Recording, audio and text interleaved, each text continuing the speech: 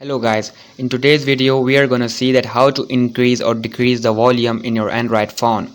So as you can see on the top of your power button, you can see the button. When you click on it, you will get this option. So from here you can increase and decrease your volume, and the second option is you have to go to the settings and you have to type volume. Once you type volume, you can see this option media volume. Click on it. After that, it will take you to the screen.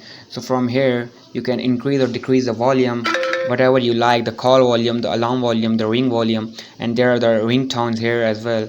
After that, the second option is you have to go to the Play Store and you have to type increase high volume. Once you get there, you have to install this application. You can see there you have to just click on it and your mobile volume will be boosted.